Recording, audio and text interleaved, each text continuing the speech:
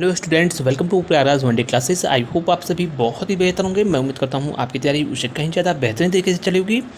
इस महत्वपूर्ण वीडियो में पूरी बातें आपसे साझा करने से पहले, शेयर करने से पहले, सबसे पहले जो भी छात्र लेखपाल के लिए अगर इच्छुक हैं आवेदन करने से पहले, तो सबसे पहले इस बात को अवश्य सुनिश्चित करें, वीडियो को पूरा देखकर शेयर अवश्य करना उन छात्रों को जो सिंसियर तरीके से, बहुत ही सीरियस तरीके से किसी भी गवर्नमेंट जॉब की प्रिपरेशन कर रहे हूँ। इस चैनल का उद्देश्य आर्थिक धनार्जन ना था, ना है, ना होगा। सिर्फ और सिर्फ आपकी वास्तविक चीज़ें आपको बताई जाती हैं जिससे आपका समय बचे और बिल्कुल आप टू द पॉइंट अपने टारगेट यानी गोल को अचीव कर पाओ। एनर्जी, आप अपना समय, टाइम, पैसा वहाँ पर खर्च करो जहाँ पे आपके आउटपुट ज़्यादा मिले, यानी रिजल्ट कन्वर्ट हो, ना कि आप ऐसी जगह पर लगो जहाँ पे आपकी समय भी जाए, धन भी जाए और आपका लॉस हो। ऐसी अपॉर्चुनिटीज़ बार बार नहीं मिलती हैं। सोशल मीडिया पे पीईटी की परीक्षा होने के पश्चात लगातार कट ऑफ के संबंध में वीडियो आ रहा है।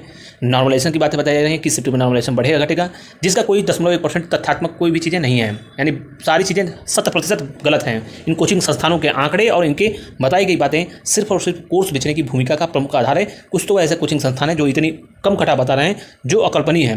न हमारा वैकेंसीज़ का पता नहीं कि 8,000 सीटें आएंगी, 10,000 आएंगी, 12 जाएंगी, लेकिन उनके कट ऑफ पहले ही से ही तय हो चुके हैं। पाठ्यक्रम निर्धारित हैं, लेकिन उनके कोर्सेज की शुरुआत अभी से भूमिका बन गई है, यानी कहो एक प्रकार से।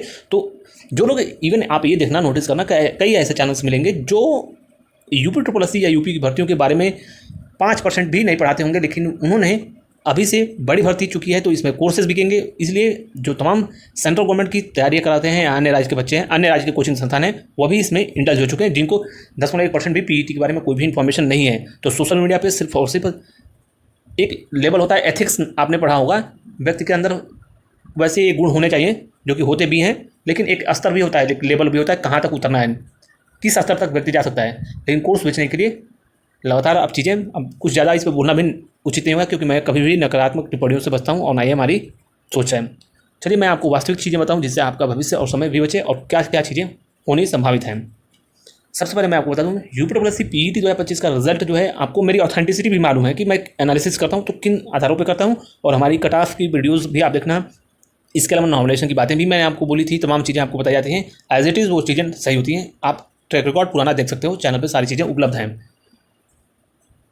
सबसे पहले मैं आपको बता दूं कि सबसे पहले आयोग की प्राथमिकता है कि तमाम जो पेंडिंग एग्जाम्स हैं, वो चीज़ें मैंने साल भर पहले भी बोली हैं, लगातार इस वर्ष से आपको मैं बोल रहा हूं कि दिसंबर तक लगभग जो है सारी परीक्षाएं आयोजित हो जाएंगी। 3284 के बारे में छात्र पूछे हैं, जूनियर असिस्टेंट। नवंबर में सर्वाधिक उम्मीद है कि आपका परीक्षा की तिथि आ सकती है, नवंबर में एग्जाम कंडक्ट हो सकता है। शॉर्ट लिस्टिंग की प्रक्रियाएं, कुछ महत्वपूर्ण भर्तियों के एग्जाम्स इसी माह देखने को मिलेंगे। वहीं पर पीईटी का एग्जाम जो है लास्ट अक्टूबर या नवंबर में सर्वाधिक उम्मीद है, नवंबर के प्रथम पखवाड़े में आपका परीक्षा परिणाम प्रकाशित हो सकता है। यह बहुत बड़ी अपडेट मैं आपको दे रहा हूँ। इसके अलावा चुनाव से पूर्व कई महत्वपूर्ण विज्ञापन भी प्रकाशित होंगे, जिसमें सबसे पहले लेखपाल भर्ती आने की उम्मीद है। और लेखपाल में मैं पुनः बोल रहा हूँ, किसी से भी 1 रुपये आप जो है अभी कोर्स खरीदने की आवश्यकता नहीं है। मुख्य परीक्षाओं में इन कोचिंग संस्थानों के पढ़ाए गए नोट्स से 10% क्वेश्चन भी नहीं मिलेंगे।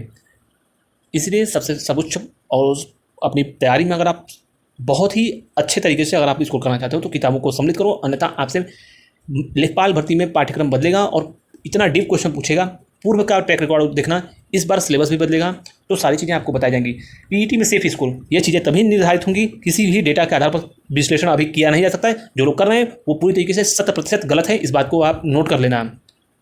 जब पीईटी का रिजल्ट आएगा उसके आधार पर परसेंटाइल के अकॉर्डिंग सारी चीज़ें बताई जा सकती हैं। एक ओवरऑल आंकड़ा मैं आपको दे दूँ, फिलहाल वर्तमान के लिए 63 से 66 के आसपास जिनके नंबर हैं, जनरल, ओबीसी, ईडब्ल्यूएस विशेषकर ऐसे लोग उम्मीद रख सकते हैं।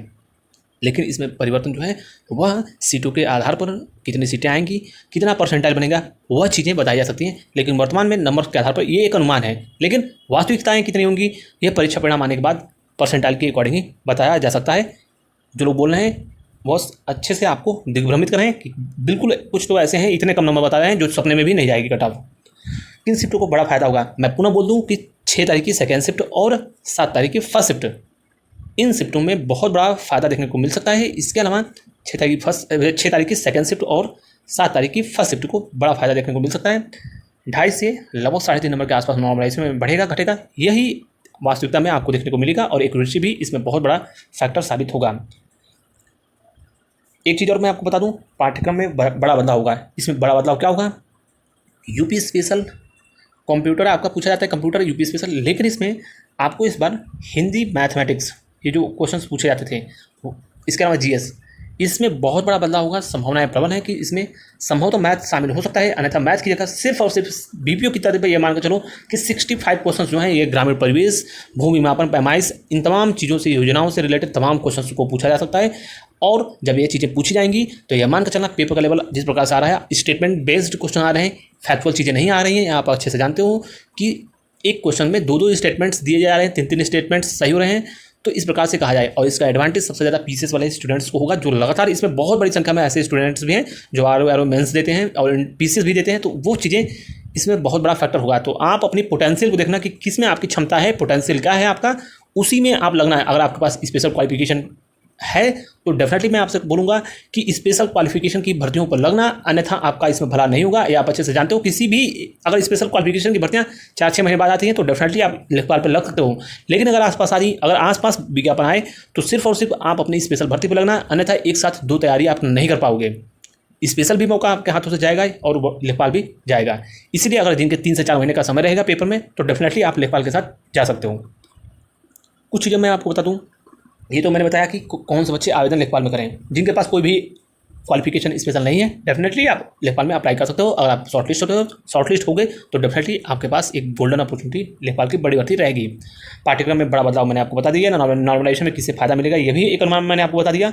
अब आगे कौन से प्रमुख मौके हैं। अभी वर्तमान में 32-84 की परीक्षा होने वाली है, स्टेनो की परीक्षा होने वाली है, ड्राफ्ट्समैन की परीक्षा होने वाली है। इन पर फोकस करो, ना कि कट ऑफ शिफ्ट वाइज। और इन तमाम जो कोचिंग संस्थाओं द्वारा वीडियोज़ डेली अपलोड किए जा रहे हैं, कुछ तो ऐसे हैं जो कोर्स भी लॉन्च कर रहे हैं, तो इनसे पूरी तरीके से आप बचो।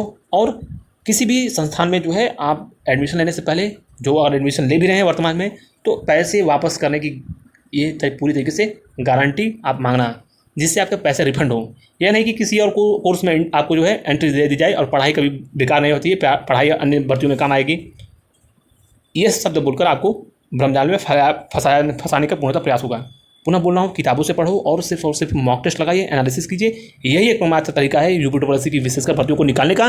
चूँकि पेपर एक प्रकार से कहूँ तो यूपीपीएससी के लेवल का पेपर आपका यूपी ट्रिपल में वर्तमान में पूछा जा रहा है, और मेंस में और भी स्थिति आपकी जो है कोचिंग के सहारे वन लाइनर और फैक्चुअल चीज़ों के आधार पर रहोगे तो देखने को मिलेगी।